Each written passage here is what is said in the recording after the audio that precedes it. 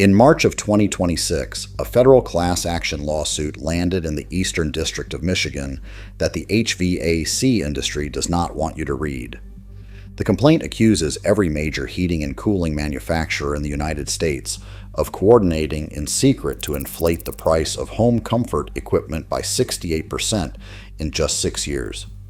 Why does a system that costs $3,200 at a wholesale warehouse show up on your quote as $15,000 installed? And why are the units being installed today engineered to fail in 10 years when the equipment your parents bought in 1985 is still running right now? We are going to expose the price-fixing scheme costing American homeowners billions of dollars and show you the 3 strategies that can save you thousands on your next HVAC replacement. If you have gotten a quote for a new heating and cooling system recently, you might believe you are looking at a competitive marketplace. You get estimates from Trane dealers, Carrier dealers, Lennox dealers, Rheem dealers, and York dealers. You see different logos, different trucks, different uniforms, and different salespeople all telling you they offer the best value in the area. You assume these are independent companies competing to earn your business with better products and lower prices. That is an illusion. The reality is that 6 massive corporations manufacture nearly every brand of HVAC equipment sold in the United States.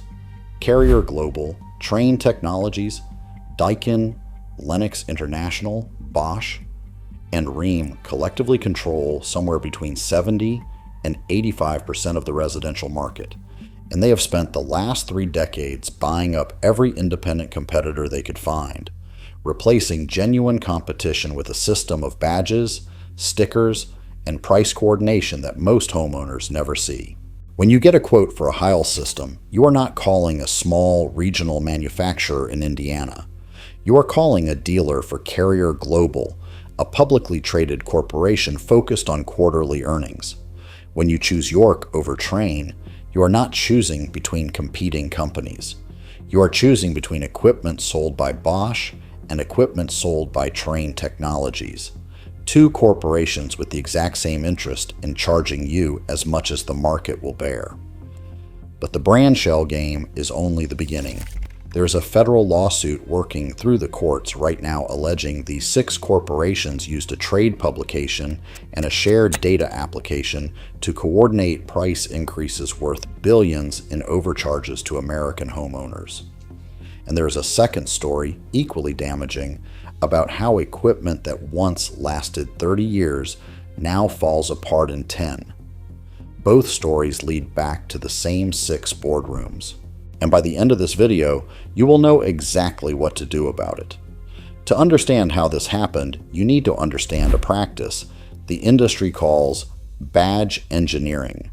Walk into an HVAC distribution warehouse and you will see units staged for delivery with no branding on them at all. They leave the factory as blank machines, and the brand identity gets applied later, sometimes at the distributor level, sometimes at the job site itself. One technician on an industry forum described it this way.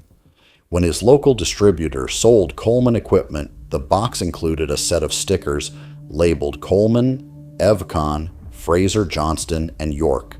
Same unit, 4 brand names, 4 completely different price perceptions in the homeowner's mind. The most extreme documented case involves a heat pump currently sold under at least 5 different names: Mercool Universal, Trane Resolute, GE Connect, Napoleon Premium, and AC Pro X Series. Every one of those products comes from the same factory run by a Chinese manufacturer called Gree. Different logo, different dealer, different implied prestige level, same machine coming off the same assembly line. This is not an obscure quirk. It is the structural foundation of a pricing system designed to prevent any meaningful comparison shopping. When you call a Trane dealer and a Carrier dealer and a Lennox dealer, you believe you are getting 3 independent assessments from competing companies. But those 3 dealers are often pulling from the same regional distribution warehouse and installing equipment with identical compressors, coils, and control boards. The Government Efficiency Certificates, AHR, ratings that manufacturers are required to register publicly are routinely identical across brands from the same parent company. You can verify that yourself on the AHRI website right now. Here is what that architecture does to your wallet. A complete 3-ton system, condenser, air handler, and coil costs between $3,200 and $4,500 at wholesale. You can verify that on sites like AC Direct, HVAC Direct, and Alpine Home Air right now. That same system quoted through a standard dealer typically lands at $10,000 to $14,000 installed. In one documented case in New Jersey, a homeowner was quoted $14,837 for a system available online for $5,450. The gap was $9,387 for identical equipment. The reason that gap is possible is a deliberately closed 3-tier distribution system. Manufacturers sell to regional distributors at deep discount. Those distributors hold exclusive geographic territories, meaning you cannot simply call a different distributor for a better price. They then sell only to licensed contractors, who mark up equipment 40 to 100% before delivering you a single bundled figure that blends hardware, labor, and profit into something you cannot break apart and audit. But price gouging is only half the problem. The equipment itself has been re-engineered over the past 2 decades in ways that guarantee you will be back in that exact situation again far sooner than you expect. Your parents' air conditioner lasted 25 years. The one being installed in your home today will last 10 to 15. That is not a coincidence. It is the result of dozens of deliberate cost reduction decisions made in corporate engineering meetings, and every single one of those decisions transfers cost and risk from the manufacturer directly to you. The most visible change is material degradation. A condensing unit built in 1985 used heavy-gauge steel, thick copper tubing, and robust motor windings. Veteran technicians consistently describe older systems as substantially heavier because every component was built with more material. Modern units use thinner copper coils, lighter cabinet frames, and minimum specification components. One longtime technician noted that even the data plate on modern equipment devolved from a thick aluminum tag fastened with 4 screws to a thin plastic sticker. That small detail captures the direction of every engineering decision made in the past 2 decades. But materials are just the first layer. The industry's shift to what are called micro-channel coils, borrowed from the automotive sector, created a paradigm of replacement over repair for the most critical component in any system. Traditional copper coils could be brazed and repaired in the field by any technician with standard equipment. Micro-channel aluminum coils cannot be economically repaired at all. When one section fails, the entire assembly must be replaced at a cost of $1,500 to $3,000. Multiple class action lawsuits document this exact failure pattern. Lennox settled a case alleging defective, uncoated copper evaporator coils were failing prematurely. Johnson Controls faced a virtually identical lawsuit. Carrier is now facing a class action investigation for the same coil failure mode in systems paired with high-pressure R410A refrigerant. Then there are the circuit boards. Older systems had almost no electronics. A motor, a compressor, a capacitor, parts any technician could pull from a supply house shelf and install in an afternoon. Modern high-efficiency systems depend on electronic control boards that cost $350 to $1,300 to replace and typically last only 10 to 15 years. When they fail, the repair estimate approaches the cost of a new system. At that moment, the manufacturer and the dealer share the same preferred outcome, a replacement sale. Here is where it gets worse.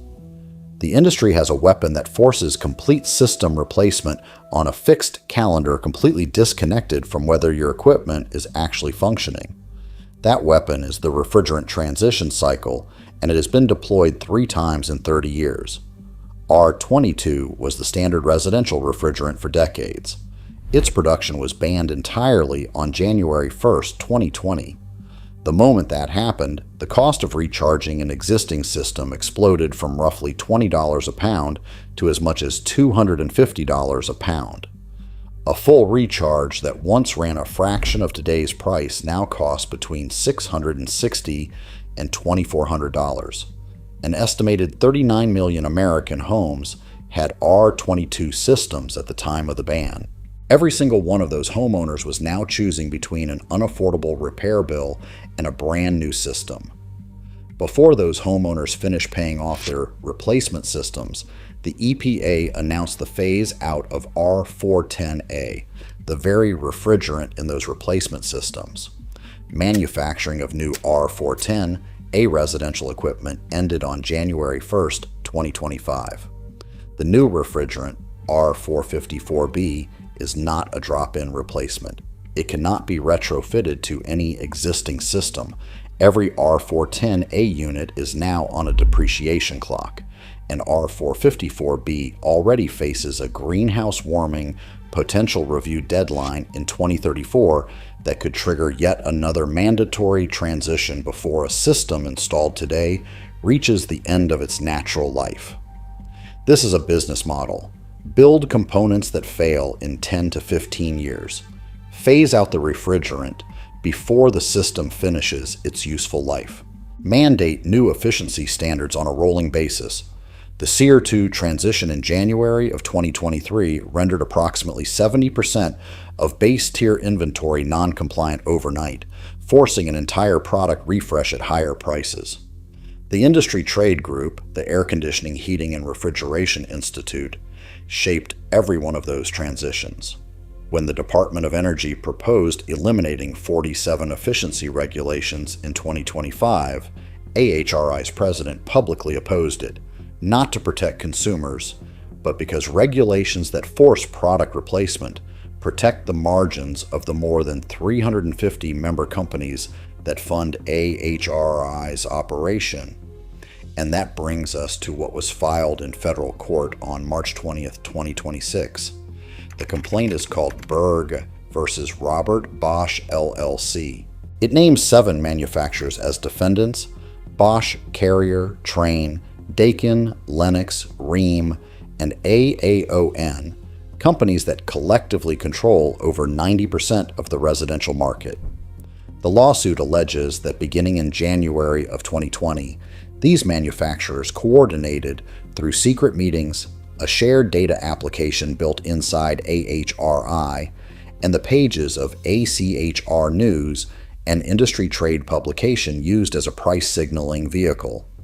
The evidence is drawn from Federal Producer Price Index data showing equipment prices rose 68% from 2019 to 2025, while steel and copper, the primary raw material inputs, returned to near pre-pandemic baseline. By 2025, the gap between equipment prices and input costs exceeded 60 percentage points. Lennox's own financial disclosures may be the most revealing evidence in the case. In the third quarter of 2025, Lennox reported record division margins of 22.2%, even as volume fell 23%. The company extracted more profit per unit while selling dramatically fewer of them. In July of 2023, Lennox's CEO described the pricing environment as, quote, disciplined. The lawsuit argues that single word was a signal to competitors. So what does this mean for the person who steps outside on a hot afternoon and finds their system has stopped running? It means you need to stop shopping like a homeowner and start thinking like someone who knows what the equipment actually costs. The first strategy is to buy your own equipment and hire an independent technician. Sites like AC Direct, HVAC Direct, and Alpine Home Air sell contractor-grade systems at wholesale prices. Equipment alone for a standard 3-ton system typically runs a fraction of an installed dealer quote, often $3,200 to $4,500 for hardware that shows up on contractor estimates at $10,000 to $14,000 all in, with independent labor added. Total installed cost generally lands between $5,000 and $7,000. Manufacturer warranties are valid as long as a licensed technician performs the installation, regardless of where the equipment was purchased. Your contractor may tell you otherwise. That is a sales tactic, not a legal fact. The second strategy is the Nearcool DIY Mini Split. These systems are built specifically for homeowner installation with no license and no specialized tools required. A single zone kit runs between $1,000 and $2,700 at Home Depot. Professional installation of a comparable mini split costs $3,800 to $7,000. The Nearcool compressor warranty is valid for 7 years even on self-installed units. Pre-charged line sets eliminate any need for vacuum pumps or refrigerant certifications. 2 adults and a free Saturday is all the installation requires. The third strategy works regardless of which path you choose. Get 5 written quotes before committing to anything. Specify exact brand, model number, SEER rating, and tonnage on every request. This forces true comparison and exposes the common tactic of quoting different products at different price points to make evaluation impossible. The spread between the highest and lowest quote for identical work routinely reaches $2,000 to $5,000. Schedule in the off-season: spring for cooling, fall for heating, when contractors compete more aggressively. And apply the Section 25C tax credit, which provides up to $2,000 annually on qualifying heat pump installations, and the HIA-HERA program, which offers up to $8,000 for qualifying households. The HVAC industry is counting on you to call one contractor in a moment of discomfort, accept the first number you hear, and never think to ask what the hardware costs at wholesale. Now you know that number before the call. The Verge versus Bosch lawsuit will take years to wind through the courts. But the data it draws on is not proprietary. The producer price index figures are published by the federal government, and the wholesale equipment prices are visible on any parts website today. What is less clear is whether what happened between 2019 and 2025 required active coordination or simply 6 dominant players in a market with no real competition finding the same ceiling at the same time. Either way, the outcome for every American homeowner is the same: higher prices, shorter-lived equipment, and a replacement calendar that keeps repeating. Do not let that continue on their terms. If this investigation changed how you see your next HVAC purchase, hit subscribe. We cover the industries that affect your wallet most every single week.